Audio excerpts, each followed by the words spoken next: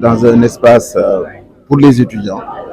Et il était important que AIBD, compte tenu de sa position stratégique au niveau de la plateforme aéroportuaire, puisse offrir aux étudiants en termes de transport une certaine vision de la réalité du développement du secteur aéroportuaire.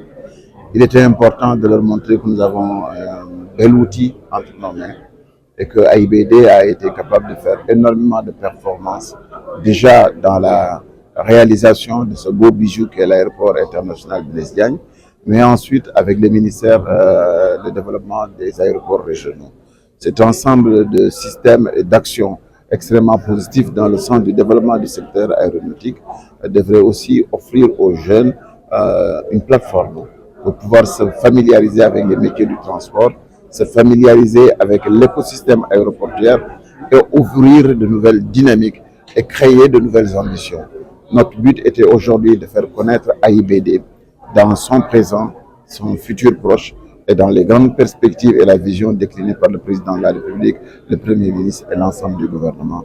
Il était extrêmement important que les étudiants sénégalais constatent que ce pays va de l'avant et que la nouvelle dynamique de transparence, de rigueur imprimée par les plus hautes autorités de l'État se transmet, se réalise sur des plateformes comme AIBD, apporte des résultats pour que chaque Sénégalais puisse constater que nous sommes dans un pays dynamique qui est debout et qui va relever la totalité des défis qui sont les nôtres pour atteindre le plein épanouissement et le développement intégral profitable à tous les Sénégalais. Il était important que AIBD soit aux côtés de Subdeco. Je voudrais remercier la direction générale de Subdeco, M. le directeur général adjoint, et l'ensemble de ses équipes pour nous avoir offert cette belle opportunité et cet espace d'échange. Je crois qu'à la limite de tout cela, il faudra que des étudiants de Subdeco viennent se frotter à la réalité du développement aéroportuaire sur nos plateformes et qu'en retour, nous aussi, nous puissions nous reposer sur les aptitudes et les capacités de formation de Subdeco pour ensuite lancer un nouveau partenariat, puisque nous-mêmes, nous avons une académie internationale des métiers de l'aviation civile. C'est le lieu d'un partenariat intra-sénégalais à l'intérieur ici de notre territoire pour pouvoir propulser le développement du secteur aérien et du transport en général. Oui, bien sûr, vous savez, AIBD, ce n'est pas seulement l'aéroport international de Diass, c'est 13 autres aéroports. C'est une volonté édictée par le président de la République, le Premier ministre et le gouvernement de démocratiser l'avion, de faire en sorte que tout point du Sénégal puisse être lié à Dakar en 30 minutes. Cela aussi participe à plus d'équité territoriale. Ça va nous permettre de démocratiser le développement. Et en fait, en corrélation avec les pôles régionaux, vous pourrez comprendre pourquoi il était important que Ziguinchor, que Tambacounda, que Matam, Saint-Louis puissent avoir des aéroports modernes disponibles afin que les populations puissent en bénéficier, puisqu'il reste encore que l'aéroport et l'avion est le moyen le plus sûr pour se déplacer. En plus, compte tenu du gain de temps, si les prix sont à la hauteur des moyens dont les Sénégalais sont capables de débourser, moi je pense que nous avons un bel avenir avec le développement de nos aéroports. Mais vous savez, le développement du secteur aérien est extrêmement coûteux.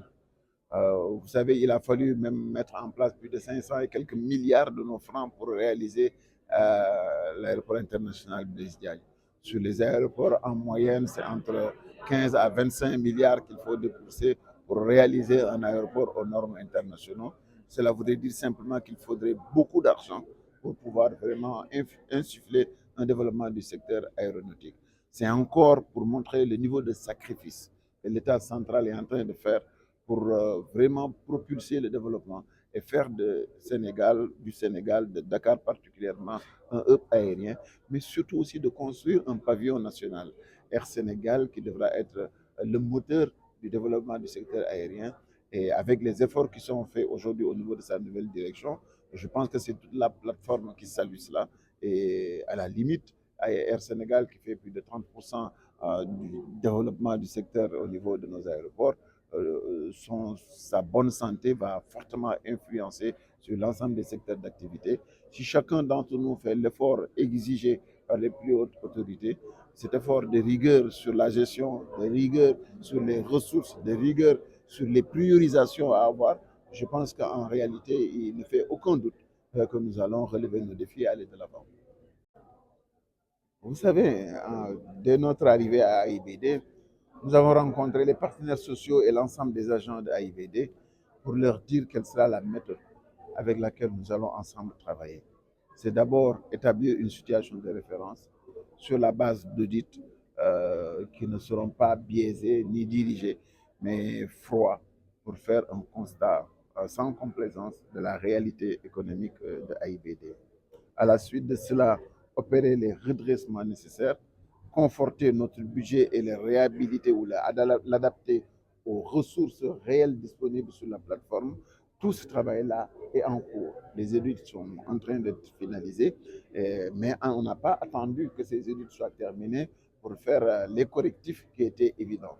Donc, en termes de priorisation, nous en avons enlevé au moins pour 63 milliards sur les investissements qui étaient prévus, que nous avons jugés, à notre avis, prioritaires.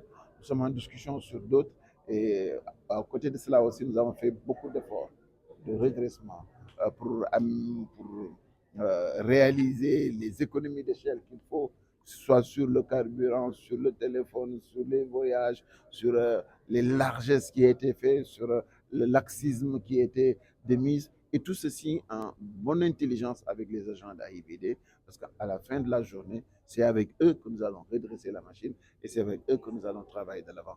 L'autre intelligence qui est à notre avis, dans la manière avec laquelle nous sommes en train de travailler, nous avons une vision très claire sur ce qu'AIBD sera d'ici la fin de 2025, avec une cure d'amaigrissement sur le personnel, sans pour autant perturber les équilibres disponibles, et en même temps une diversification de nos activités qui va nous permettre de repositionner le trop-plein ou le surplus de personnel vers d'autres activités. Et l'audit sur les RH va nous permettre de savoir chaque situation, chaque station, la personne qui est en place, quelles sont ses compétences, quelles sont ses aptitudes, booster si cela est nécessaire, changer de profil si cela est nécessaire, mais tout cela dans cette logique de vouloir vraiment faire de l'AIBD un monstre d'organisation, mais surtout une société capable de se prendre en charge et d'accompagner l'État dans ses politiques en termes de développement du secteur du transport aérien.